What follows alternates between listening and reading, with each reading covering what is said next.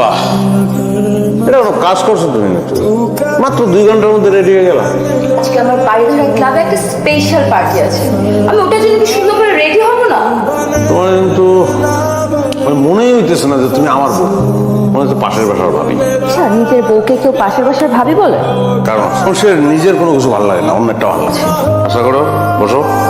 আমি কোনো নাস্তা করতে পারবো না। হ্যালো, হ্যাঁ কোথায় তুমি? আচ্ছা শোনো না, আমি একটু মেঘনা শপিং করতে এসেছি। আমার ক্রেডিট কার্ড না আমি আনতে ভুলে গেছি। তুমি আমাকে কিছু টাকা পাঠাতে পারবে? আচ্ছা তাহলে কত? 1 লাখ পাঠাই? আচ্ছা পাঠায় দাও, 1 লাখ হয়ে যাবে। Okay bye.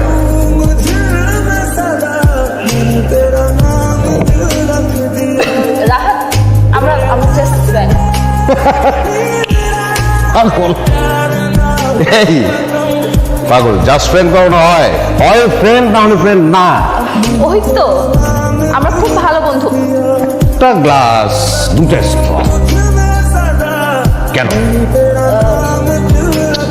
আর একটা স্ট্র আনতে বলো, আমি তো ফ্রেন্ড। 3 জনে একসঙ্গে চুমুক দিব। আধুনিক সমাজ ব্যবস্থা।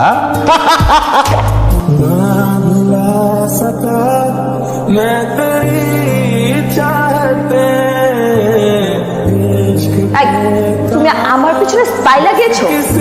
নিজের বউয়ের পিছনে কেউ স্পাই লাগায়? তুমি এত নিচ, এত জঘন্য হয়ে গেছো। এই তোর শিল্প সাহিত্য বন্ধ কর। বই করছো তুমি? হ্যাঁ অবশ্যই আমি নিয়েছি, আমি জঘন্য। আমার বউ না চাইলে আমি বুঝে যাই যে তার অলংকার লাগবে। আমার বউ আমার দিকে চোখ তুলে চাইলেই আমি বুঝি তার জ্বর আইছে। চোখ তুলে চাইলেই বুঝি তার আলাদা একটা গাড়ি লাগবে। চোখ তুলে চাইলেই বুঝি তারা ওয়েস্টিনে নিয়ে যেতে হবে, মালয়েশিয়া নিয়ে যেতে হবে। কিন্তু আমি বুঝতে পারি না যে তার একটা বয়ফ্রেন্ড লাগবে যার সঙ্গে সে লীলা খেলা করবে। আমি তো মানুষের পর্যায়ে পড়ি না। এসব পিকচার আজকাল এডিট করা যায়। কোন অ্যাঙ্গেলে? কোন অ্যাঙ্গেলে আমার তোর বলদ মনে হয়? এই নির্মম শহরে যে টাকা রোজগার করতে পারে সে কোনোদিন বলদ না, এটা মাথায় রাখবি। তোমার কথাবার্তা শুনে এখন আমি একদম বিশ্বাস করতে পারছি না। তুমি এসব পিকচার এডিট করে নিয়ে আসছো আমাকে নিচ দেখানোর জন্য। তোরা যে মারমু সেই পরিশ্রমটা আমার করতে ইচ্ছে করতেছে না। আমার সাইন করা আছে, তুই তোর দেনমোহরের 20 লাখ টাকা তোর অ্যাকাউন্টে পাঠাই। বাড়িটা ভালোবাসে দিয়েছিলাম তো, ভিক্ষা দিয়ে গেলাম, ভিক্ষা। এটাই ক্ষুধা। কি ব্যাপার? সন্ধ্যা থেকে তোমাকে আমি ফোন দিচ্ছি, ফোন ধরো না কেন? ড্রিঙ্ক করার সময় না ফোন আসলে মেজাজ খারাপ হয়ে যায়। আর এই যে দিনের পর দিন কাজ না করে যে পার করে দিচ্ছ, তাতে কি নিজের উপর একটু মেজাজ খারাপ হয় না তোমার? আমি তো কাজ করতে চাই। আমি যে কাবিনে যে 20 লক্ষ টাকা পেয়েছো না, তুমি এটা আমার ট্রান্সফার করে দাও আমার অ্যাকাউন্টে। আমি একটা হেভি একটা বিজনেস প্ল্যান করেছি। টাকা পাওয়ার সাথে সাথে মানে কাজে নেমে পড়ো। 20 লক্ষ টাকা তুমি 1 টাকাও পাবে না। এই যে আমরা এই ফ্ল্যাটে ফ্রি থাকছিস না, এটাই তোর জন্য। টাকা পাবো না তাহলে তোকে কেন বিয়ে করবো? টাকা যদি আমি নাই পাই তাহলে আনোয়ারের ছেড়ে দেওয়ার জিনিস আমি বিয়ে করার তো দরকার ছিল না। আহা, আমি তো তোমাকে ভালোবেসে সবকিছু ছেড়ে চলে এসেছি। ভালোবাসা না, ভালো তো তোকে আনোয়ার বাসত। তুই যেহেতু সেই আনোয়ারকে ছেড়ে আমার কাছে আসতে পেরেছিস, তুই আমাকে ছেড়ে যে আরেকজনের কাছে যাবি না তার গ্যারান্টি কি? টাকা যদি নাই পাই তোর মতো সেকেন্ড জিনিস তো বিয়ে করার দরকার ছিল না, ছিল? আমি নিজের হাতে নিজের জীবনটা শেষ করে ফেললাম।